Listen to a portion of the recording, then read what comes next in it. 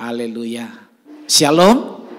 Puji Tuhan, pada pagi hari ini kita bersyukur kembali kepada Tuhan. Bahwa Tuhan memberikan kita kesempatan kembali untuk menikmati anugerah Tuhan. Perjalanan hidup kita hari ini kita akan belajar bahwa bagaimana kita bisa tiba di seberang dengan selamat. Nah, firman Tuhan menyatakan bahwa kita ada sampai hari ini itu semua karena anugerah Tuhan. Tuhan hadir bersama dengan kita supaya kita dilindungi, dijaga. Perjalanan kita harus tiba di seberang tanah perjanjian dengan selamat.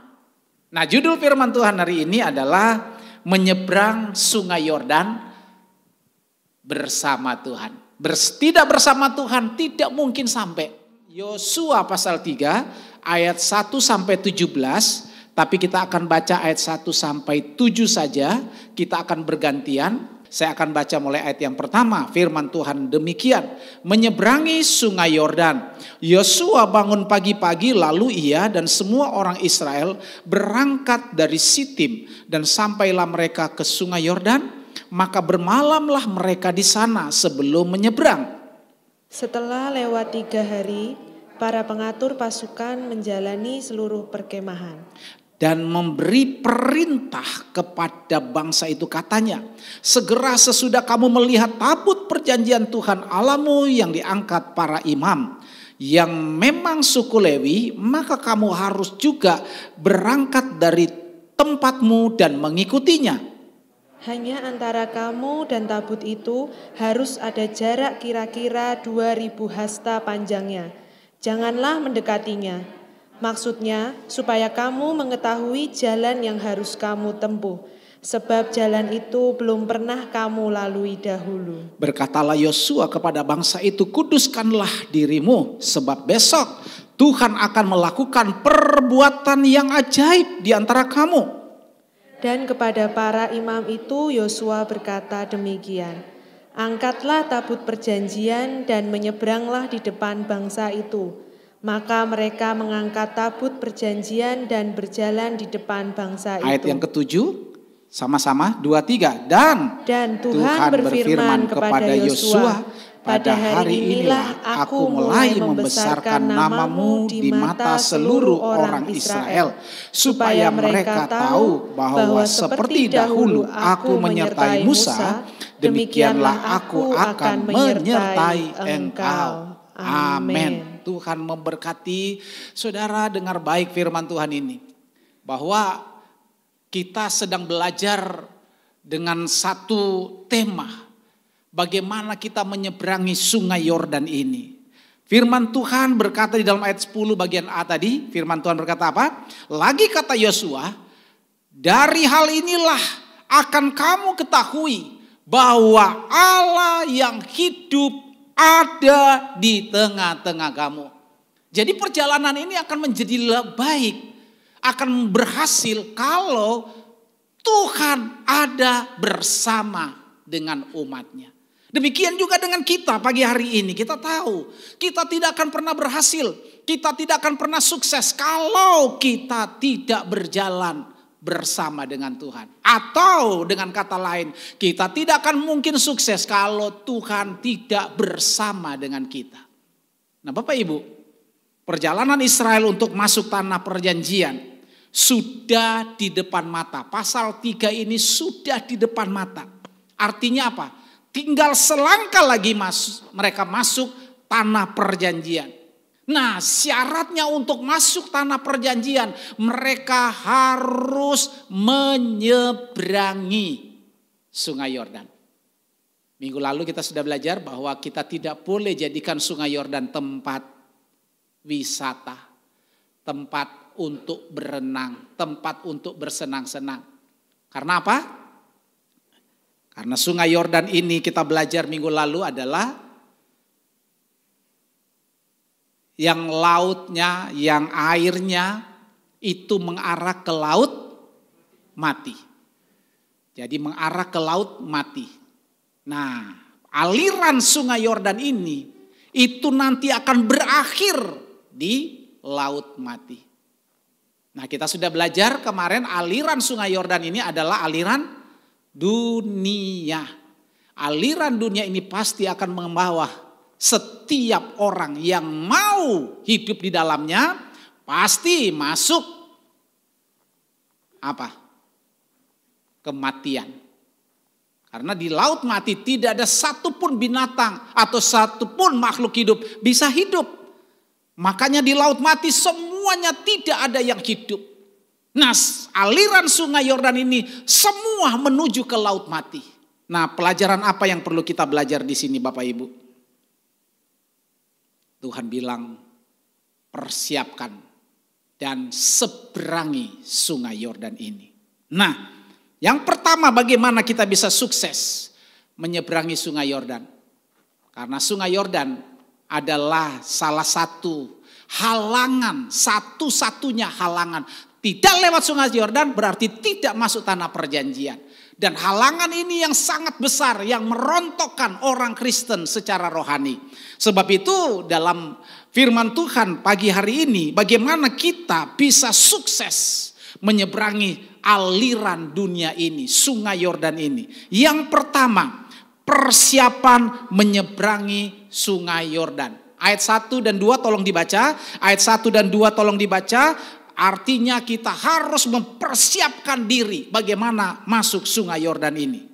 Baca. Ayat 1, Yosua bangun pagi-pagi lalu ia dan semua orang Israel berangkat dari Sitim dan sampailah mereka ke sungai Yordan. Maka bermalamlah mereka di sana sebelum menyeberang.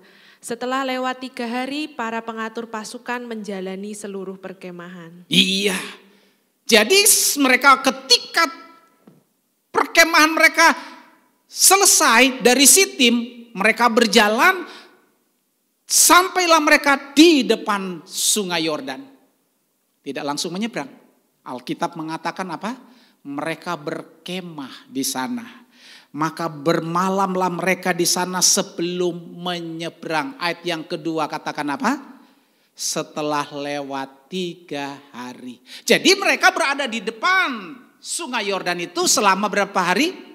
3 hari. Untuk apa? Mempersiapkan. Ayat 2 ini berkata para pengatur pasukan menjalani seluruh perkemahan. Artinya mereka harus niteni, harus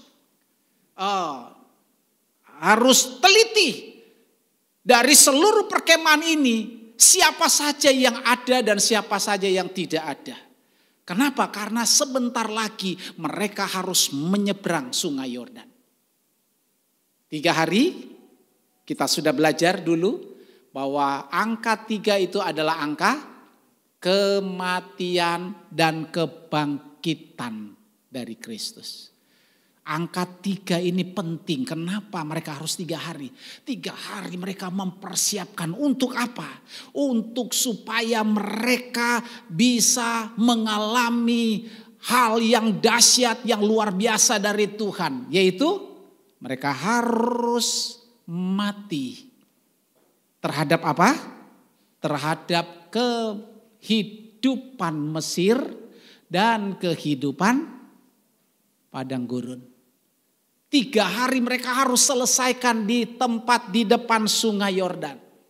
Mereka harus melupakan, mematikan kehidupan Mesir dan kehidupan padang gurun. Apa itu kehidupan Mesir? Kita sudah belajar minggu-minggu yang lalu.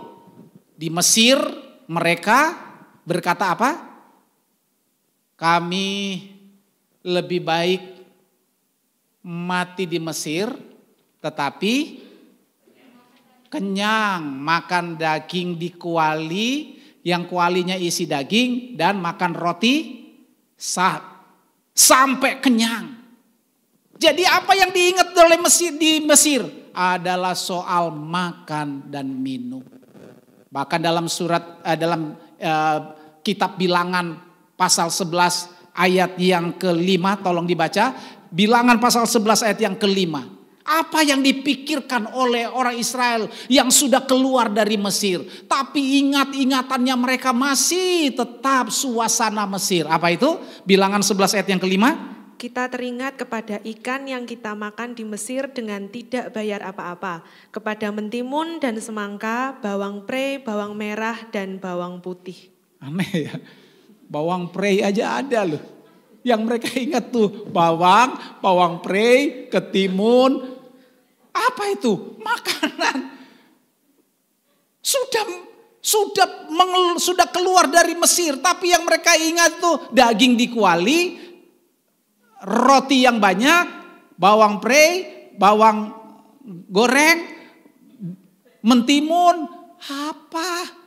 Semua hal-hal yang fana. Makanya untuk masuk tanah Kanaan mereka harus mematikan. Melewati sungai Yordan harus dimatikan. Hal apa? Hal daging dan hal duniawi. Jelas. Mematikan kehidupan duniawi dan hidup kedagingan adalah syarat utama untuk menyeberang dan masuk tanah Kanaan. Bila tidak, kita akan terhanyut oleh derasnya kehidupan sungai Yordan. Sungai Yordan itu jangan lihat begitu, tapi alirannya itu menghanyutkan. Kalau dia bawa hanyut itu sampai laut mati. Dan di laut mati dia berakhir. Ini merupakan perjalanan hidup orang percaya. Hati-hati. Kita seringkali sudah sebentar lagi saya katakan dalam perasaan rohani saya. Sebentar lagi kita ini sudah di ujung sungai Yordan. Tinggal Tuhan katakan cross, seberangi, habisin, matikan. Kalau tidak matikan, saudara tidak bisa masuk di dalam penyeberangan ini. Makanya persis yang Tuhan inginkan dalam hidup kita hari-hari ini. Jangan kita terbuai oleh kehidupan keduniawian ini. Berkali-kali saya katakan karena ini adalah salah satu penghambat yang sangat luar biasa orang Kristen bisa berjumpa dengan Tuhan. Padahal kita menyanyi tadi dengan baik. Apa itu nyanyian kita? Apa? Ubahkanlah aku Tuhan supaya aku menjadi serupa dengan gambar. Merupakan satu permintaan dan permohonan yang sangat baik. Kita berkata, Tuhan ubahkan, kuduskan aku supaya aku bisa sama seperti dirimu. Tapi bagaimana bisa sama? Kalau kita masih hidup dalam kehidupan duniawi dan hidup dalam kedagingan. Sudah mau menyeberang tapi ingatannya masih bawang prei, bawang brambang, mentimun. Ini hal-hal yang sangat memalukan. Hal-hal yang sangat fana yang ada di pikiran kita. Kita minta sama Tuhan, ubahkan hati kita. Bapak Ibu.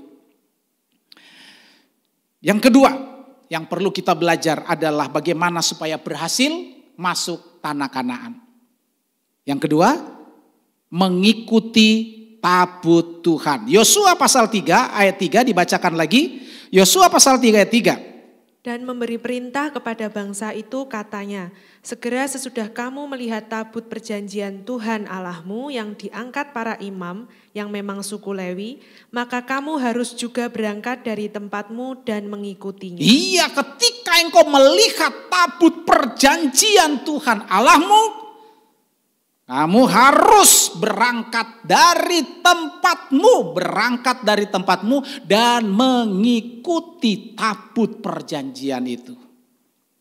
Jadi firman Tuhan bilang apa? Segera. Jadi kita lihat pertolongan Tuhan dalam hidup kita ini begitu luar biasa. Saudara harus mengambil keputusan. Mau melewati sungai Yordan, mau ndak ikut Tuhan, mau ndak ikut tabut Tuhan. Tabut Tuhan itu yang kita sudah belajar adalah bicara tentang kehadiran Tuhan. Karena di dalam tabut itu ada satu persekutuan antara manusia dengan Tuhan. Karena ketika imam besar itu memercikkan darah di atas tutupan pendamaian tabut perjanjian ini, maka yang dilihat Tuhan adalah korban ini. Ini bicara tentang Tuhan Yesus Kristus. Dia datang untuk menebus dosa kita. Dan korban inilah yang dilihat oleh Allah. Jadi ketika Tuhan melihat tabut perjanjian ini, dia melihat bahwa anaknya mati untuk kita. Dan yang dia lihat adalah darah. Jadi saudara harus lihat bahwa inilah cara Tuhan. Tuhan berkata apa? Ketika tabut itu berangkat, maka kamu segera untuk meninggalkan tempat hidup lama kita. Hidup Mesir, hidup padang gurun, yang suka bersungut-sungut, yang tidak bersyukur, yang tidak setia kepada Tuhan, yang orang di padang gurun, orang Israel bisa menyembah Tuhan, tapi juga pada akhirnya mereka menyembah berhala. Kita harus tinggalkan kehidupan duniawi dan kehidupan kedagingan. Untuk apa? Bisa ngikut tabut Tuhan. Perhatikan, kalau tabut Tuhan itu hadir, itu artinya kehadiran Tuhan ada di tengah-tengah kita. Kalau Tuhan hadir, apa yang menjadi akibat kalau sampai Tuhan hadir dalam hidup kita? Keluaran 14 ayat 31 dibacakan. Keluaran 14 ayat 31. Ketika dilihat oleh orang Israel betapa besarnya perbuatan yang dilakukan Tuhan terhadap orang Mesir, maka takutlah bangsa itu kepada Tuhan dan mereka percaya kepada Tuhan dan kepada Musa hambanya itu. Iya, artinya kalau Tuhan hadir, Tuhan bersama dengan kita, maka pasti akan terjadi perbuatan yang besar. Perkara yang besar ini yang kita harus ingat. Walaupun lewat padang gurun, walaupun menyeberangi sungai Yordan, kalau Tuhan bersama dengan kita, dia pasti akan melakukan perbuatannya yang besar.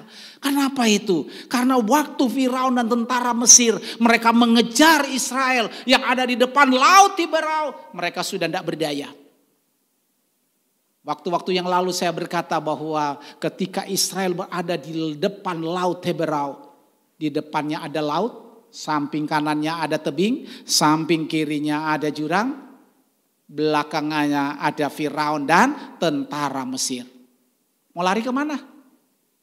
Tetapi lihat, kalau Tuhan beserta, kalau Tuhan hadir, maka apa yang terjadi? Dia akan melakukan perkara yang besar. Makanya firman Tuhan katakan tadi, ketika dilihat oleh orang Israel betapa besarnya perbuatan yang dilakukan Tuhan terhadap orang Mesir, maka takutlah mereka kepada Tuhan.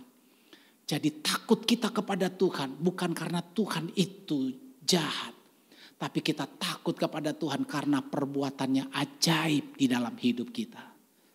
Bapak Ibu, ini yang perlu kita belajar. Yang ketiga, mari kita perhatikan Yosua pasal 3 ayat yang keempat.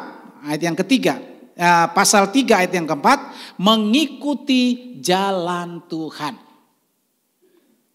Silakan. Yosua pasal 3 ayat 4, hanya antara kamu dan tabut itu harus ada jarak kira-kira 2000 hasta panjangnya. Janganlah mendekatinya. Maksudnya supaya kamu mengetahui jalan yang harus kamu tempuh, sebab jalan itu belum pernah kamu lalui dahulu. Iya, mengikuti jalan Tuhan.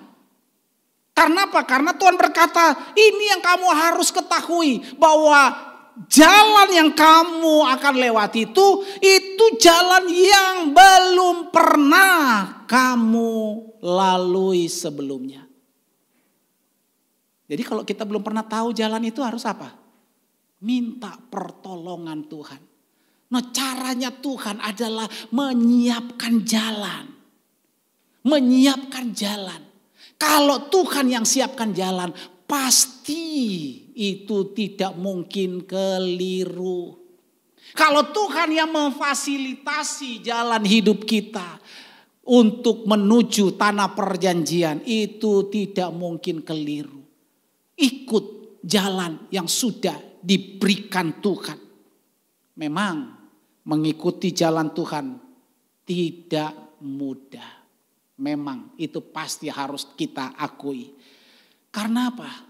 Karena jalan Tuhan ini harus dilakukan dengan kesungguhan, dilakukan dengan kemauan, dilakukan dengan kesetiaan. Yang lebih penting lagi, ikut jalan Tuhan itu harus bayar harga. Kenapa harus bayar harga? Karena jalan Tuhan itu adalah menuju pada kehidupan kekal. Kita harus bayar harga, tidak bisa tidak. Cara bayar harga adalah kita harus meninggalkan kehidupan duniawi. Itu harus dibayar dengan harga yang mahal. Orang lain bisa begitu, saya tidak. Orang lain bisa lakukan hal yang bodoh, yang menyenangkan hati. Tetapi saya yang mengikuti jalan Tuhan harus mematikan. Dan ini harus bayar harga, Bapak Ibu. Kita harus dengan sungguh-sungguh, ada kerelaan. Harus dengan setia bahwa jalan Tuhan ini sudah pasti. Sudah pasti sampai. Jangan lewat kanan, jangan lewat kiri. Jangan lewat jalan yang lain karena jalan Tuhan ini pasti. Jaminannya apa? Jaminannya adalah hasilnya mesti terbaik. Asalkan ikut jalan Tuhan. Usaha dan pekerjaanmu jangan pakai cara-cara duniawi. Pakai jalan Tuhan. Maka pasti akan berhasil dengan baik. Hasil yang jamin oleh Tuhan itu pasti bernilai dan berharga. Jaminan jalan Tuhan itu adalah pasti hal yang mulia. Dan yang lebih penting lagi, Bapak Ibu, kita harus belajar bahwa jalan Tuhan itu adalah menuju pada kekekalan. Ini yang kita harus bersyukur, Tuhan, tidak ada cara lain. Engkau mendidik kami masuk, lewati padang gurun, harus jalan terus. Setelah sampai di depan Sungai Yordan, kami harus menyeberangi. Tidak ada kesempatan untuk tinggal di pinggir Sungai Yordan atau tinggal di dalam Sungai Yordan. Atau Sungai Yordan kita pakai untuk rekreasi, untuk tamasya, untuk bersenang-senang, pasti hanyut. Kita diminta Tuhan untuk cross, lewat, tidak boleh tinggal. Kita semua harus melewati cara yang Tuhan berikan ini. Kalau tidak, Bapak Ibu, kita tidak akan mungkin sampai. Tuhan siapkan jalan, ikut tabut Tuhan. Dan apa yang akan kita lihat ini? Inilah yang menjadi kekuatan di dalam hidup kita, Bapak Ibu. Kita perlu belajar terus bahwa Tuhan yang ada berserta dengan kita. Itulah Tuhan yang kuat, yang gagah, yang perkasa, yang memiliki nilai yang kekal. Sebab itu dia akan memberikan kepada kita sesuatu yang kekal. Kenapa? Karena kekekalannya Tuhan itu diberikan kepada setiap kita yang mau mengikuti jalannya. Nah, perhatikan ini. Matius pasal 7 ayat 13-14. Kita perhatikan. Jalan yang ditawarkan Tuhan memang tidak mudah. Tetapi ini perlu kita lihat. Matius pasal 7 ayat 13-14. Masuklah melalui pintu yang sesak itu, karena lebarlah pintu dan luaslah jalan yang menuju kepada kebinasaan, dan banyak orang yang masuk melaluinya. Karena sesaklah pintu dan sempitlah jalan yang menuju kepada kehidupan, dan sedikit orang yang mendapatinya. Ada jalan yang lebar, ada jalan yang luas, tapi ada jalan yang sempit. Dari awal saya sudah katakan memang, ikut jalan Tuhan itu tidak mudah. Harus dibutuhkan kesungguhan. Harus dibutuhkan kesetiaan. Harus dibutuhkan bayar harga. Karena jalan Tuhan itu tidak mudah. Alkitab mencatat banyak orang mengikuti jalan yang bukan jalan Tuhan. Kenapa? Karena jalannya lebar. Menawarkan banyak fasilitas duniawi, hidup kedagingan, itu jalan yang lebar. Semua orang suka melalui jalan itu.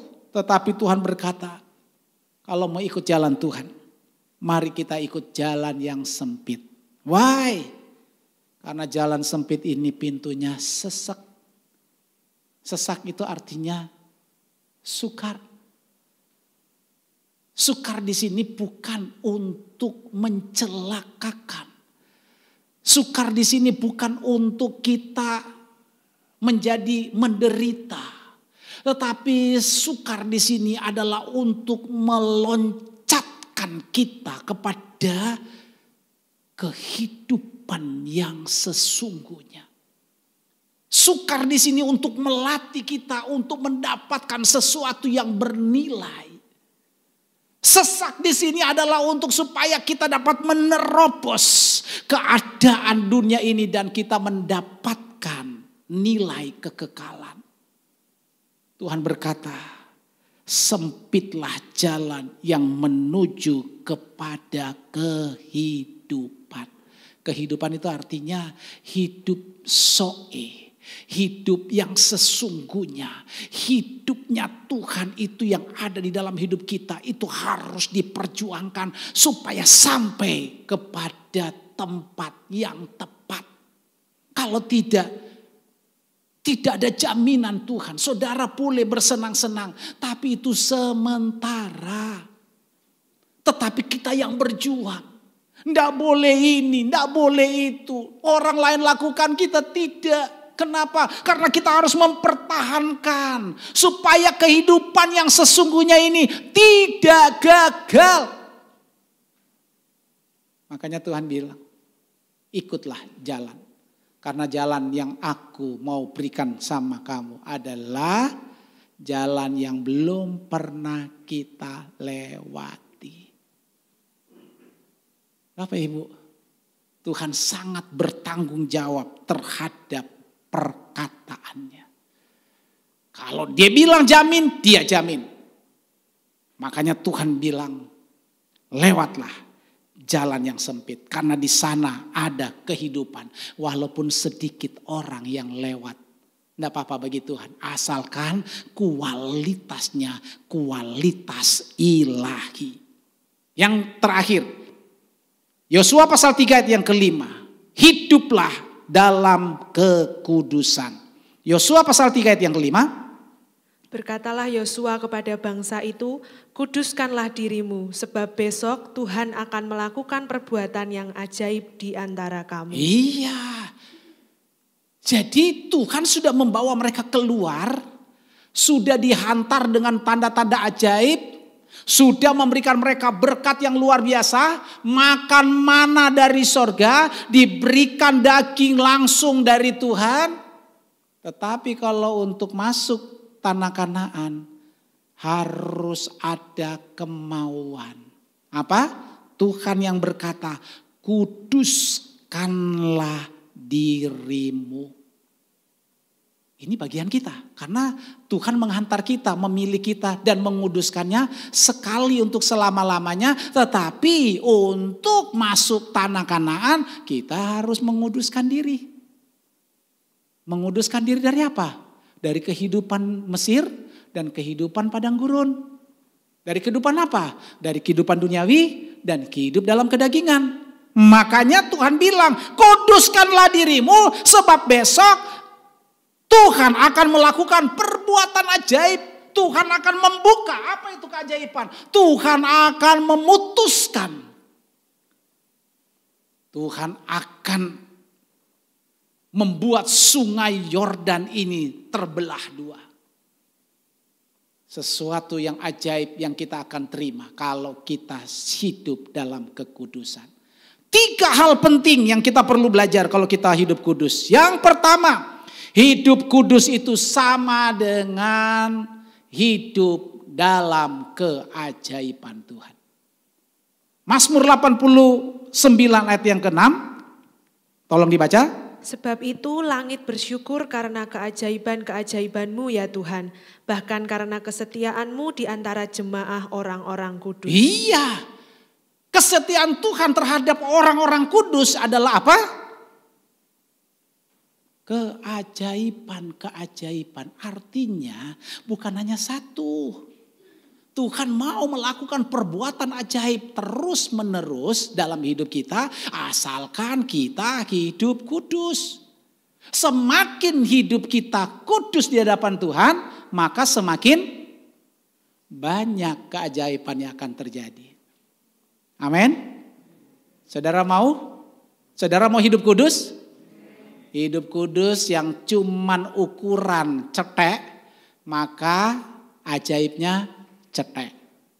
Tapi kalau hidup kekudusan kita semakin mendalam, itu artinya keajaiban Tuhan akan semakin mendalam.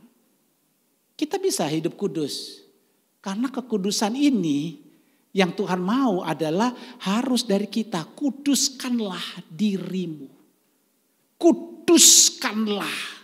Kuduskanlah dirimu.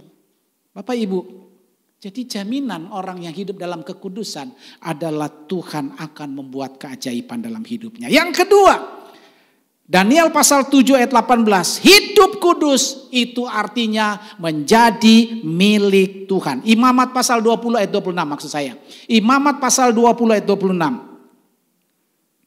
Kuduslah kamu bagiku sebab aku ini Tuhan. Kudus dan aku telah memisahkan kamu dari bangsa-bangsa lain supaya kamu menjadi milikku. Iya, kuduskanlah kamu bagiku. Kuduslah kamu bagiku. Jadi kita mau persembahkan hidup kita kepada Tuhan itu hidup yang kudus. Tuhan berkata apa? Kalau kamu hidup kudus, kamu akan aku pisahkan. Kata pisah itu kata kados, artinya kudus, dipisahkan. Untuk apa? Menjadi milik Tuhan. Kalau semua kita ini menjadi milik Tuhan, sudah otomatis Tuhan pasti akan menjaga dan memelihara. Semakin kita hidup kudus, semakin hidup kita bernilai. Saudara punya barang yang bernilai di rumah, tidak mungkin saudara sia-siakan, benar? Benar? Tapi selalu apa? Dirawat, dijaga, diperhatikan. Coba saudara lihat, kalau saudara punya barang yang tidak bernilai, dinomor duakan, mau ada boleh, enggak apa-apa. Makanya Tuhan ingin supaya kita hidup dalam kekudusan. Supaya apa? Kepemilikan diri kita di hadapan Tuhan itu adalah kepemilikan yang bernilai. Tuhan harus memberikan nilai yang tinggi kepada setiap orang yang hidup di dalam kekudusan. Yang tidak hidup kudus, maka tidak ada jaminan. Makanya Bapak Ibu Saudara, Tuhan berkata apa kalau orang dijamin menjadi milik Tuhan? Daniel pasal 7 ayat 18, bacakan. Daniel pasal 7 ayat 18. Sesudah itu orang-orang kudus milik yang maha tinggi akan menerima pemerintahan. Dan mereka akan memegang pemerintahan itu sampai selama-lamanya, bahkan kekal selama-lamanya. Amin. Saudara mau menjadi milik Tuhan, amin. Dapat apa? Kalau kita bukan cuma pahala. Pahala itu pasti bagi mereka yang hidup sungguh-sungguh pada Tuhan. Tapi hidup kudus menjadi milik Tuhan itu akan ikut memerintah bersama Tuhan. Berapa lama? Ayat ini berkata selama-lamanya. Selama-lamanya. Dan jaminan Tuhan itu persis apa yang dikatakan di dalam Wahyu pasal 21. Bahwa kita akan memerintah bersama dengan Tuhan selama-lamanya. Jadi penting kita hidup kudus. Yang terakhir, hidup kudus itu artinya hidup disertai Tuhan. Perhatikan Bilangan pasal 14 ayat 43. Coba dibaca, Bilangan 14 ayat 43. Sebab orang Amalek dan orang Kanaan ada di sana di depanmu dan kamu akan tewas oleh pedang. Dari sebab kamu berbalik membelakangi Tuhan, maka Tuhan tidak akan menyertai kamu. Jadi saudara lihat betapa pentingnya hidup kudus. Orang yang tidak hidup kudus adalah orang yang berbalik. Orang yang berbalik membelakangi Tuhan. Itu artinya menghina Tuhan. Orang yang menghina Tuhan pasti Tuhan katakan apa? Aku tidak akan menyertai engkau. Perjalanan menyeberangi sungai Yordan harus disertai oleh Tuhan. Maka kita akan tiba di seberang dengan selamat. Amin. Tuhan memberkati.